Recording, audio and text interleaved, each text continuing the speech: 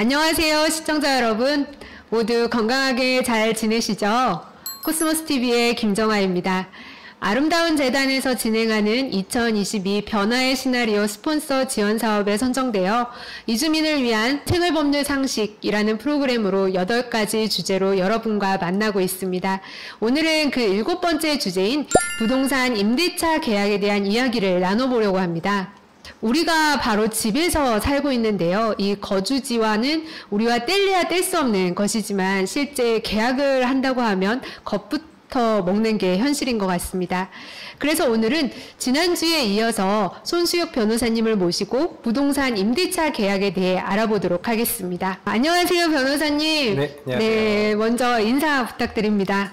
네, 안녕하세요. 저는 로이어드라는 리걸테크 회사를 운영하고 있는 손수혁 변호사입니다. 만나서 반갑습니다. 네, 반갑습니다.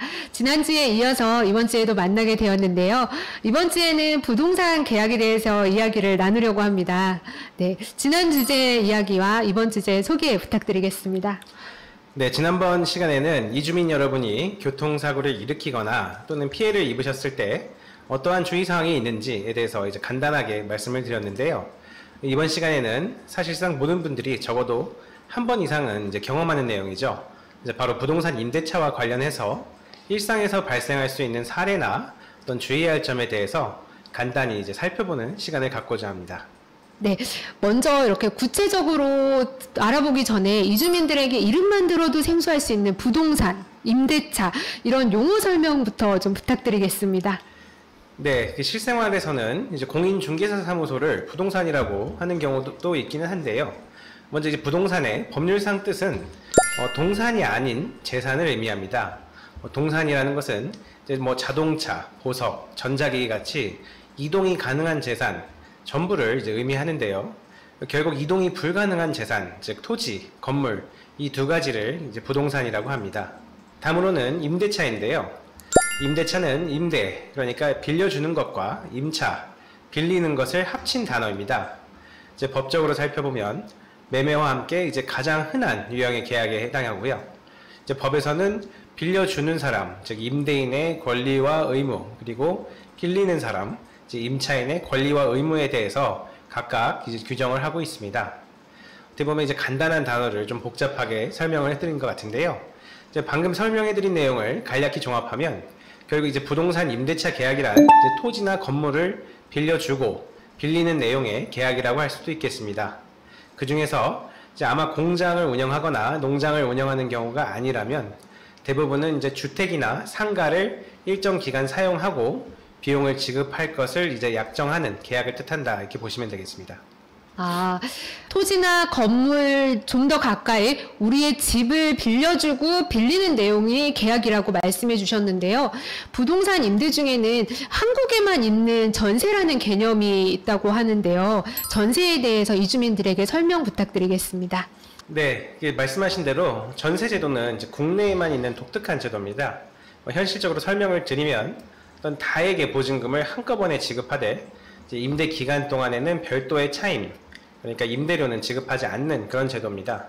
이제 목돈을 보증금으로 내야 되긴 하지만 전세 기간이 끝나면 보증금은 전부 돌려받을 수 있고 또 매달 지출해야 하는 임대료가 없다는 점에서 그리고 전세 자금을 대출해주는 제도가 상대적으로 꽤 많이 있다는 점에서 이제 많은 분들이 선호를 하십니다. 네, 목돈을 이렇게 보증금으로 내야 하는 전세제도 주의해야 할 점이 있을 것 같은데요. 어떤 것들이 있을까요?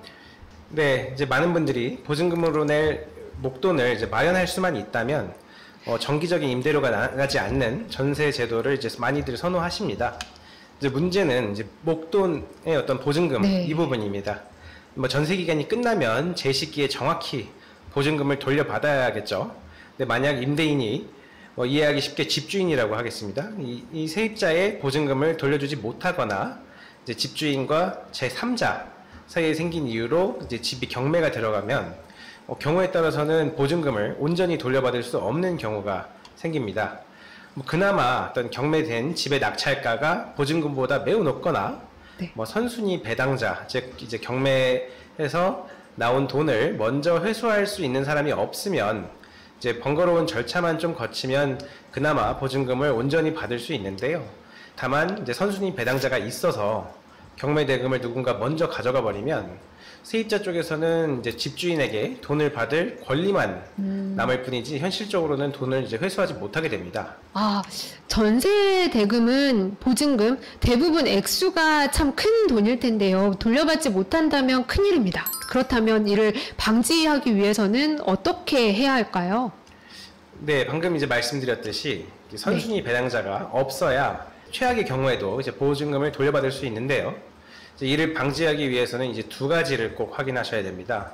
먼저 이제 전세 계약을 하실 때 집의 등기 등본을 반드시 확인하셔야 됩니다. 등기에는 네. 그 집에 뭐 어떤 권리가 설정되어 있는지도 다 나타나는데요. 특히 그 중에서도 이제 근저당 여부를 좀 확인을 하셔야 됩니다. 근저당이 이제 아예 없으면 좋지만 이제 있더라도 어떤 집의 가치와 이제 집의 매매가랑은 좀 비교를 해보셔야 됩니다. 예를 들어서 5억짜리 집인데 근저당이 5천만 원이 설정이 되어 있으면 네. 전세 계약을 해볼 수도 있습니다. 근데 이제 근저당이 3억이라면 이제 만약 집이 경매가 됐을 때 남는 돈이 없을 수가 있거든요. 이제 이런 경우에는 전세 계약을 하시면 안 되겠죠.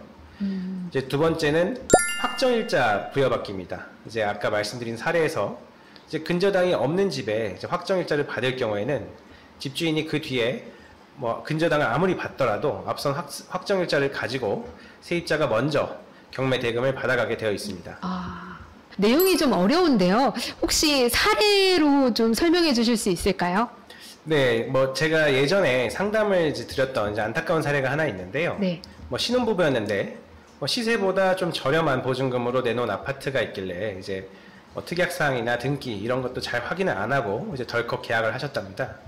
이제 문제는 특약에 네. 집주인이 원하면 언제든지 전세권 순위를 뺐다 넣었다 이렇게 할 수 있다 이런 조항이 있던 거예요.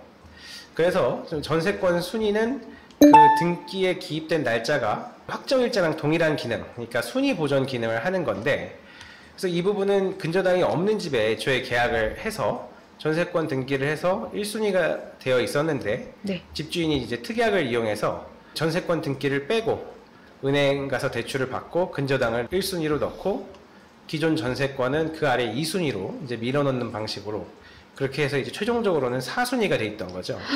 나중에 이제 집주인이 예상하신 대로 은행빚을 이제 갚지 못해서 경매가 진행됐는데 결국 그 부분은 순위가 밀려서 네. 이제 한 푼도 돌려받지 못한 그런 안타까운 사례가 있습니다. 네, 계약할 때 특약사항 부분도 확인이 굉장히 중요한데요.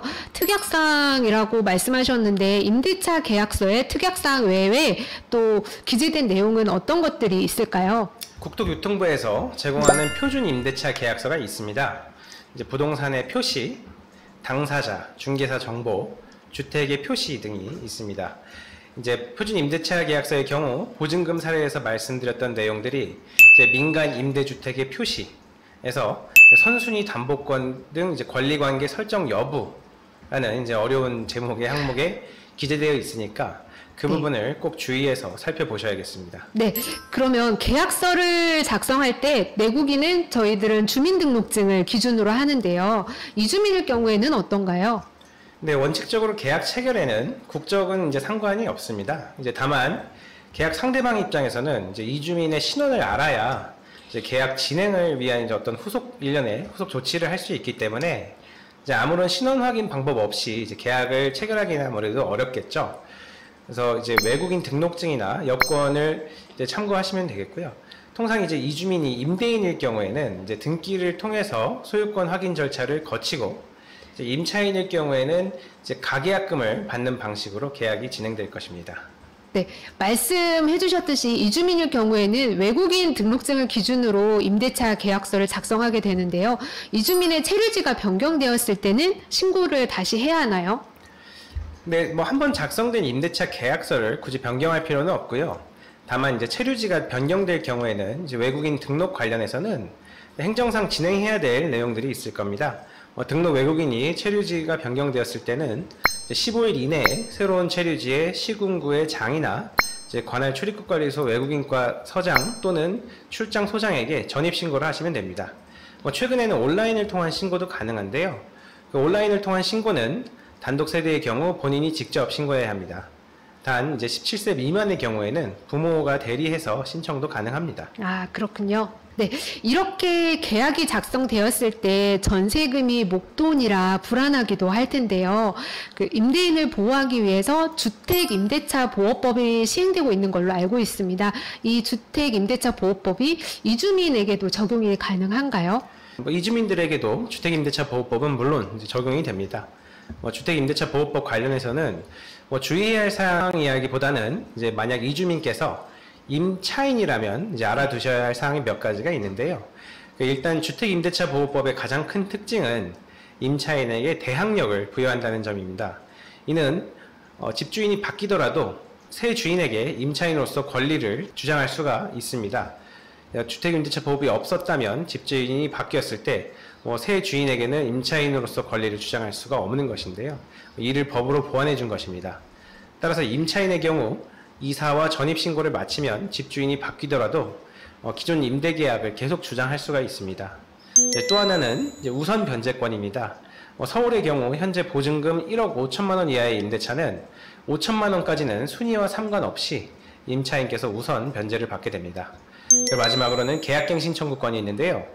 세입자가 계약 종료 6개월 전부터 2개월 전까지 갱신을 요구하면 집주인이 거절을 하지 못하는 것을 의미합니다. 주택임대차 보호법에 따른 확정일자가 필요한 경우에는 거주지, 읍면, 동, 사무소, 주민센터에 직접 문의하시면 가장 빠르게 처리하실 수가 있을 겁니다. 부득이한 사정에 의해서 이주민이 전세를 계약 종료 후에 보증금을 받지 못한 상태에서 이사를 가는 경우가 있을 수도 있는데요. 이때는 보증금은 어떻게 되나요? 네, 말씀드렸던 대로 네. 이 부분이 이제 전세 계약에서 가장 이제 우려가 되는 부분인데요.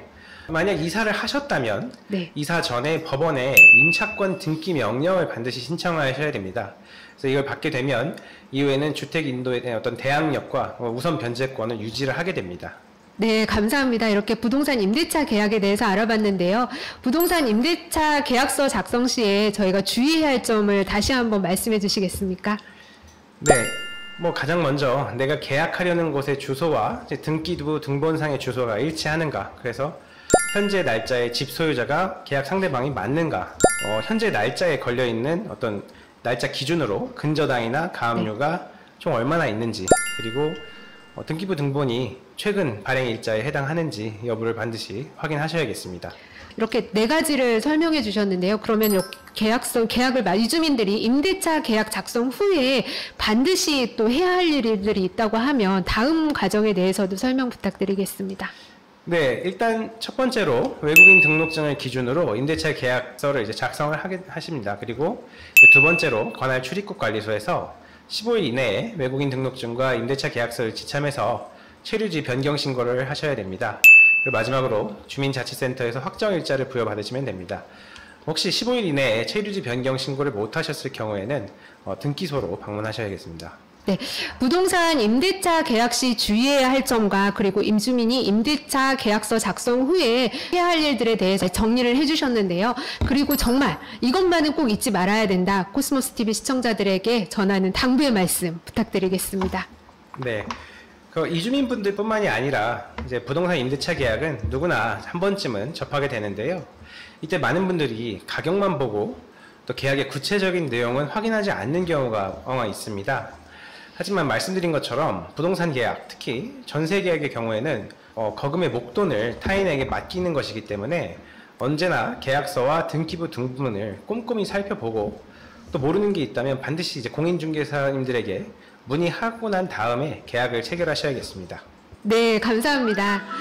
아름다운 재단에서 진행하는 2022 변화의 시나리오 스폰서 지원 사업에 선정되어 이주민을 위한 생활법률 상식 8가지 주제 중 부동산 임대차 계약에 대해서 알아봤습니다. 코스모스 TV 시청자 여러분, 누구나 한 번쯤은 접하게 되는 부동산 임대차 계약. 변호사님께서 말씀하신 대로 목돈이 타인에게 맡겨지는 경우이기 때문에 또 주의해야 하겠습니다. 여러분들이 직접 하기보다는 공인중개사와 함께 거래하는 것을 당부드리면서 다음 시간에는 마지막 귀화와 영주권에 대해서 알아보는 시간을 갖도록 하겠습니다. 네, 그럼 다음 시간에 또 만나 뵙겠습니다. 구독과 좋아요 부탁드립니다. 네, 여러분 공유도 많이 해주시고요. 다음 시간에 또 만나겠습니다. 감사합니다.